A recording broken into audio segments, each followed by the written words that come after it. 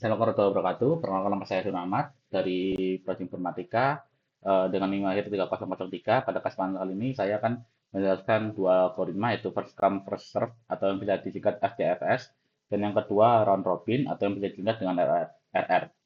Yang pertama itu mekanismenya. Di mekanisme FCFS ini bekerja dengan cara sederhana ya. Jadi setiap ada proses yang datang itu akan langsung dieksekusi CPU. Terus setiap prosesnya itu berurutan teman-teman. Jadi tidak ada proses yang memiliki eh, hak untuk menyalip proses lainnya. Jadi misalkan ada proses satu itu akan langsung dieksekusi oleh CPU. Proses dua itu akan menunggu. Proses satu selesai. Proses tiga itu juga akan berlaku seperti itu teman-teman. Yang kedua analisa keunggulan. Di algoritma dasar ini dia itu mampu meminimalkan number of contact switch atau yang bisa disingkat NCS karena algoritma ini berjalan berurutan atau linear ya teman-teman. Dan algoritma ini juga bersifat non-proaktif.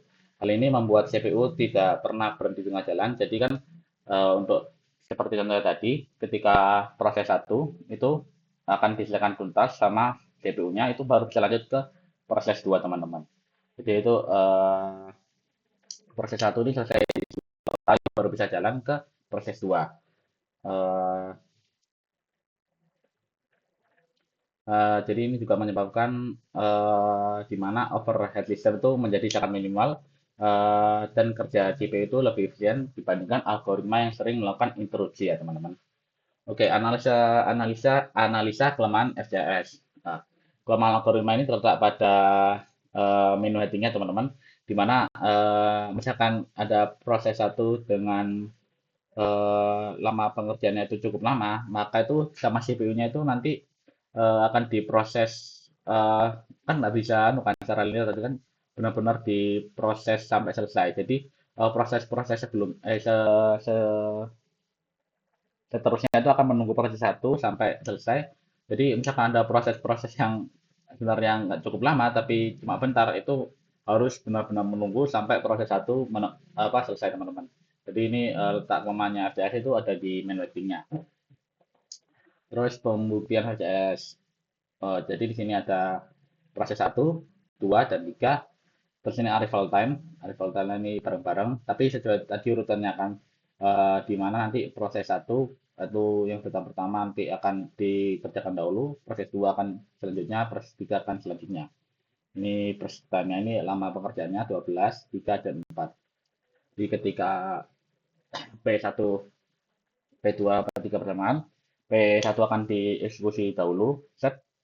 Terus itu P2 itu akan menunggu P1 selesai. Set P3 itu akan menunggu P1 dan P2 selesai.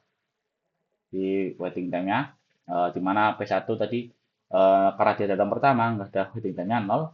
Terus P2 itu menunggu selesainya P, P1 tadi ya teman-teman. P1 itu persennya 12. Terus P3 itu otomatis dia akan menunggu menunggu P1 dan P2. Jadi 12 tambah 3, 15 teman-teman. Jadi kita nyari rata-ratanya 12 tambah 15, 27, bagi 3 nanti 9 teman-teman. Oke, kita lanjut ke algoritma round robin teman-teman. Kita- kita-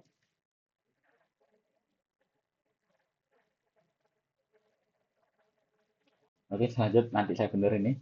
Di mekanisme round robin, ini algoritma ini bekerja dengan alasan time sharing ya teman-teman. Di mana algoritma ini membagi waktu CPU secara merata, ini memberikan waktu maksimum tertentu pada setiap proses ini. Jadi setiap proses tadi itu diberikan waktu maksimum teman-teman.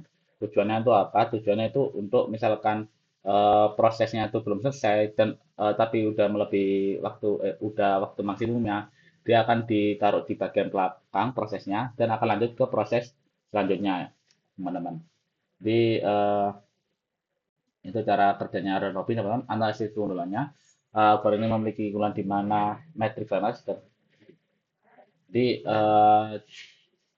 seperti yang saya bilang tadi ini benar-benar unggul di mana pada metrik fairness dan time dipilih berdasarkan jatah waktu yang adil. Hal ini menyebabkan tidak ada proses memonopoli CPU. Jadi kan kalau di FCFS kan teman-teman itu kan benar-benar linear, jadi harus urut kan. Sedangkan kalau keunggulan round robin ini dia tuh ada dua parameter yang harus dilihat, yaitu satu parameter yang harus diwaspadai, yaitu itu batas maksimum waktunya gitu teman. Jadi misalkan udah selesai, dia itu akan proses itu akan ke belakang dan akan lanjut proses seterusnya. Jadi ini akan membuat sebuah proses akan memanipulasi CPU-nya teman-teman, atau memonopoli CPU-nya. Nah, jadi ini juga membuat mencegah juga bisa membuat mencegah starvation ya teman-teman. Oke, itu analisa kelemahan Robin. Kelemahan utama Robin ini terletak pada number of content of switch-nya teman-teman, atau tadi disingkat NCS, yang sangat tinggi berujung pada besarnya overhead system. Karena CPU terus terus terus menerus memotong. Jadi kan itu kan harus memotong tugas yang belum selesai kan. Nah, itu kelemahannya di round robin, eh, harus terus memotong mengikuti eh, maksimum jamnya teman-teman.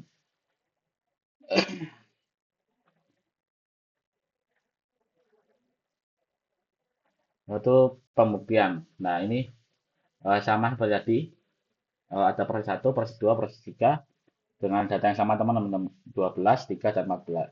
Nah, ini simulasinya. Misalkan kita dikasih waktu sampai 3 kan. 1, 2, 3, proses 9 sisa 9. Proses satu sisa 9. Jadi kan proses satu kan sisa 12 teman-teman. Dia akan ditaruh di belakang. Dia akan lanjutkan proses 2. Proses 3. Proses 3 ada sisa waktunya teman-teman. Itu akan ditaruh belakang. Dia akan ke proses satu. Proses 1 ada sisa langsung ke P3. Proses 3 sudah selesai. Dia akan satu. Dan melanjutkan teman-teman. Jadi seperti saya bilang tadi, eh, patokannya di RR ini ada di waktu maksimumnya teman-teman. Jadi ya itu, jadi misalkan prosesnya brute force-nya brute time-nya itu melebihi dari waktunya, maka yang terjadi akan akan diberhentikan dan akan taruh di belakang dan dilanjutkan nanti teman-teman. Jalan selanjutnya jadi totalnya itu ada 19 ini diambil dari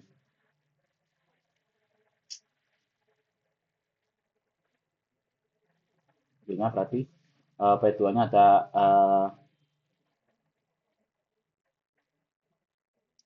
11 kurangi 0 kurangi 12, 7. P2-nya 6 kurangi 0 kurangi 3, 3, dan P3-nya 13, 0, dan 4 teman-teman. Jadi misalkan kita cari totalnya itu 7 tambah 3 tambah 9 tuh terus dibaca nanti hasilnya adalah 6,33 teman-teman.